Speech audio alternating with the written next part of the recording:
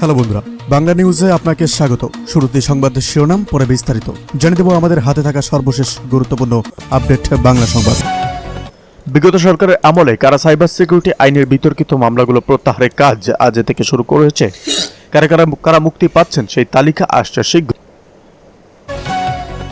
নির্বাচনকালীন সরকারে টেকনোক্র্যাট মন্ত্রী আসন নির্বাচনকে অংশগ্রহণমূলক করতে মন্ত্রিসভায় নিরপেক্ষ ব্যক্তিদের অন্তর্ভুক্ত করার প্রস্তাব এসেছে। কারা হতে পারেন সেই সম্ভাব্য টেকনোক্র্যাট মন্ত্রী? সাবেক মন্ত্রীদের বিরুদ্ধে নতুন করে দেশ ত্যাগে নিষেধাজ্ঞা। দুর্নীতি দমন কমিশনের আবেদনে আজ আরও 10 জন সাবেক প্রভাবশালী ব্যক্তির বিদেশে যাত্রায় নিষেধাজ্ঞা দিয়েছে আদালত। তালিকায় এমন একজনের নাম আছে যা শুনলে আপনি অবাক হবেন।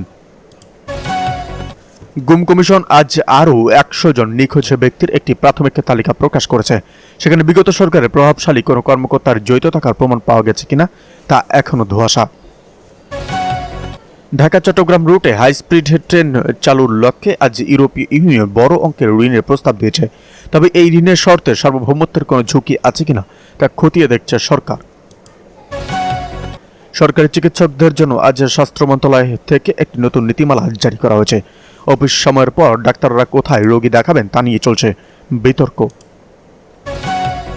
সম্প্রতি সরকারি ওয়েবসাইটগুলোতে সাইবার হামলার হুমকির প্রেক্ষিতে পুলিশ ও আইসিটি বিভাগের সমন্বয়ে একটি বিশেষ টাস্ক ফোর্স গঠন করা হয়েছে। কারা আছেন এই হুমকির নেপথ্যে? জ্বালানি সাশ্রয়ে মন্ত্রিসভা বিভাগ আজ এক জরুরি পরিপত্র জারি করে সব মিটিং ভার্চুয়ালি করার নির্দেশ দিয়েছে। এই কঠোর কৃচ্ছ সাধন নীতিকে দেশে কোনো বড় ধরনের অর্থনৈতিক সংকটের আগাম সংকেত। ভোটারদের অংশগ্রহণ বাড়াতে নির্বাচন কমিশন আজ একটি অত্যাধুনিক অ্যাপের ডেমো প্রদর্শন করেছে। প্রবাসীদের দীর্ঘদিনের দাবি কি এবার পূরণ হতে যাচ্ছে?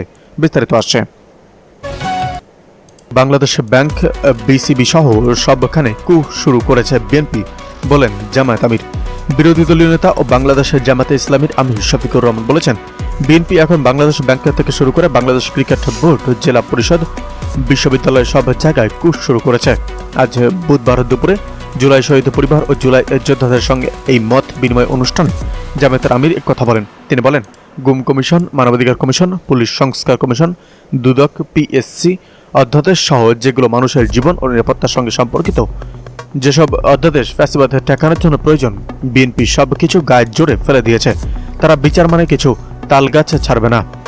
বিরোধী দলীয় নেতা বলেন, বিএনপি তাদের 31 দফা সংস্কারে বাস্তবায়ন করবে বলেছিল। এর প্রথম দফায় ছিল সংবিধান সংস্কার বিষয়ে। এখন তারা এর বিপক্ষে অবস্থান নিয়েছে।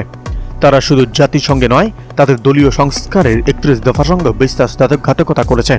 সরকারি চাকরিতে প্রবেশের সর্বশেষ বয়সসীমা নিয়ে সংসদে আলোচনার দিন সেখানে মব সৃষ্টি করা হয়েছে বলে দাবি করেন শফিকুর রহমান। তিনি বলেন, বিএনপি সরকার কিছু লোককে জুলাই যোদ্ধা পরিচয়ে দর্শক গ্যালারিতে বসিয়েছিল। আলোচনার এজেন্ডা যখন আসলো তখন সরকারি দল থেকে তাদের ইশারা দেওয়া হলো, বোঝা গেল এটা পাঠানো। এর আগে কয়েকটা বিল পাশ হয়েছে যার কাগজপত্র বিরোধী দলকে দেওয়া হয়নি। তারা বিরোধী দলকে অন্ধকারে রেখে ব্ল্যাকমেইলিং করতে চাইছিল, তবে বিরোধী দল তাদের পাতা ফাঁদে। এদিকে বাংলাদেশের যে পথে হাঁটছে তাতে বিএনপি সুখকর বার্তা দিচ্ছে না, বললেন হাসনাত। বাংলাদেশের যে পথে হাঁটছে তাতে বিএনপি আমাদের সুখকর বার্তা দিচ্ছে না বলে মনে করছেন কুমিল্লা 4 অর্থাৎ দেবিদ্বার আসনের সংসদ সদস্য ও জাতীয় নাগরিক পার্টি অর্থাৎ এনসিপি দক্ষিণাঞ্চলের মুখ্য সংগঠক হাসনাত আব্দুল্লাহ। রোববার রাতে নিজের ভেরিফাইড ফেসবুক আইডিতে লাইভে এসে এসব কথা বলেন তিনি। হাসনাত আব্দুল্লাহ বলেন, এখন বিএনপি মেজরিটি, সংসদে যা ইচ্ছে তাই করতে পারে। সংসদের আইন কোনটা কি সেটা সরকার যেভাবে চাইবে সেভাবেই হয়। বাংলাদেশ যে পথে হাঁটছে তাতে বিএনপি আমাদের সুখকর বার্তা দিচ্ছে না। সংস্কার বিল নিয়ে এনসিপির নেতা বলেন, যে কয়েকটি সংস্কার এই সংসদে পাশ হওয়ার কথা ছিল তার মধ্যে গুরুত্বপূর্ণ পুলিশের সংস্কার কমিশন, অথচ এই কমিশনটির প্রস্তাব সংসদে ওঠানোই হয়নি। আলোচনার জন্য তার প্রয়োজন আছে কিনা বা কতটা প্রয়োজন জনগণের জন্য এটা নিয়ে আলোচনা করার জন্য সংসদে ওঠানো হয়নি। ঋণ খেলাপি প্রতিষ্ঠানের তালিকা নিয়ে তিনি বলেন, বাংলাদেশের শীর্ষ 20টা ঋণ খেলাপি প্রতিষ্ঠানের তালিকা দেওয়ার জন্য আমি সংসদে প্রশ্ন করেছিলাম। অর্থমন্ত্রী আমির খুসরো সাহেবের সংসদে 20টি প্রতিষ্ঠানের তালিকা দিয়েছেন। এদিকে প্রধানমন্ত্রীর গাড়ি থামিয়ে বিএনপি নেতার মুক্তি দাবি।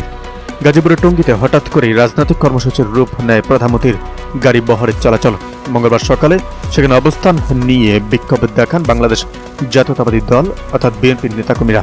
জানা গেছে, পয়লা বৈশাখ উপলক্ষে একটি কৃষিভিত্তিক প্রকল্পের উদ্বোধনী অনুষ্ঠানে যোগ দিতে টাঙ্গাইলের উদ্দেশ্যে রওনা দেন তারেক রহমান।